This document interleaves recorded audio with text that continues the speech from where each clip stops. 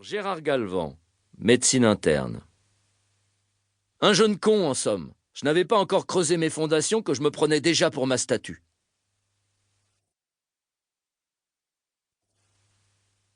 Donc, ce fameux dimanche de pleine lune, j'étais de garde au CHU Postel-Couperin à traiter chaque malade comme un échelon de ma brillante carrière.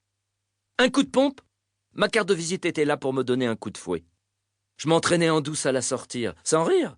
Rien dans les mains, rien dans les poches. Et hop, l'honorable Bristol, entre le médius et l'index, professeur Gérard Galvan. Allongez-vous là, madame, voilà. Et rien d'autre que médecine interne? Non, mademoiselle, vous avez eu raison de l'amener, c'est sérieux, un Panari. C'est votre petit frère? Comment tu t'appelles, bonhomme? Une majuscule à médecine peut-être et une autre interne? Oui, voir. Pendant que je me penche sur un impétigo, Eliane se pointe avec l'habituel motard du périphérique. Il a son oreille dans sa poche et son bras dans son sac à dos. Chirurgie, Eliane, tout de suite. Et rien qu'un numéro de téléphone sur la carte. Pas d'adresse, juste le téléphone. Prenez bien vos antibiotiques, monsieur Machin. N'arrêtez pas avant la fin, surtout. Eliane, à qui le tour, ma grande? Une crise d'asthme ici, mais ce monsieur là-bas attend depuis longtemps. Ou le mail, peut-être. Oui, c'est mieux, juste le mail. galvan.medint@hosto.fr. Voilà. J'avais pris les urgences à 9h ce dimanche matin. Fatima avait remplacé Gisèle. Eliane avait pris le relais de Fatima. Et en me dirigeant vers le monsieur là-bas, je me demandais si un carton Lacermois ne serait tout de même pas plus présentable pour la pulpe du doigt qu'un Adventiste 12. Un merdaillon, je vous dis. Voilà ce que j'étais. Qu'est-ce qui vous amène, monsieur? Le monsieur n'avait ni âge ni ambition. Je l'avais repéré du coin de l'œil depuis un bon moment. Sans défense. Il avait laissé tous les autres urgents le doubler. Ce qui l'amenait, il ne se sentait pas très bien. Je me sens pas très bien.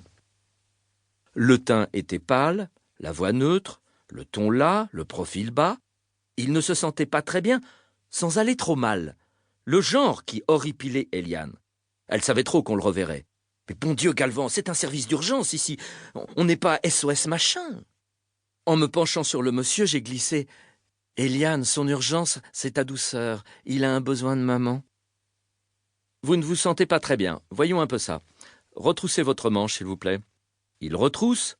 Pendant que son pouls bat d'un rythme pépère sous la pulpe de mes doigts, l'asthmatique, sur le banc d'en face, vire à l'indigo. Excusez-moi. La plupart des asthmatiques, eux, ont une mère. Ça vient même de là. L'asthme est une vraie maman. À propos de pulpe, veillez au relief de l'impression. Je dis bien l'impression. Une carte gravée, pas lisse. Ni un de ces cartons emboutis qui veulent donner le change. Non, gravure. Quand j'en ai parlé à Françoise, elle a levé les yeux au ciel, tellement ça allait de soi. Après l'asthmatique, on a eu droit à un délirium pittoresque, avec chapelet de vérité tonitruante, pas si conne d'ailleurs. On suivit toutes les urgences prioritaires que peut vous amener une nuit de pleine lune quand on s'imagine avoir déjà traité les urgences absolues.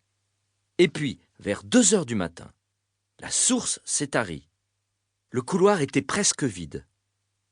Ça sentait bon la pause café. C'est le moment que le monsieur là-bas a choisi pour s'effondrer.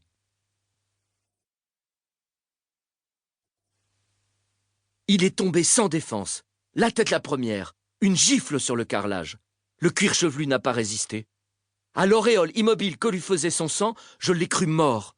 Rien ne bougeait quand je suis arrivé à lui. La flaque ne s'élargissait pas, il gisait dedans, crispé autour de son abdomen comme une araignée de maison secondaire. Merde! Aujourd'hui encore, c'est le premier souvenir que j'en ai, la certitude de sa mort. Et merde! Un brillant début pour le champion de la médecine interne. Un homme qui poireautait depuis des heures dans mon couloir venait de tomber raide mort sous les yeux d'Eliane, de Madame Boissard, l'aide-soignante, et d'une patiente qui cesserait d'être anonyme dès qu'il s'agirait de témoigner contre le médecin de garde. Tranquillement occupé à se faire un café, alors que le monsieur disait qu'il ne se sentait pas très bien. Si, je l'ai entendu, même qu'il allait décéder. Non, le cœur battait encore et le sang coulait. On l'a transporté jusqu'à la table d'examen sans arriver à le déplier, l'œil hagard, le corps verrouillé sur une douleur qui n'annonçait rien de bon. « Détendez-vous ! hurlait Eliane ensuite. Pour continuer à écouter ce livre audio gratuitement, cliquez sur le lien dans la description et vous pourrez l'écouter en entier sans frais grâce à l'essai de 30 jours d'Audible.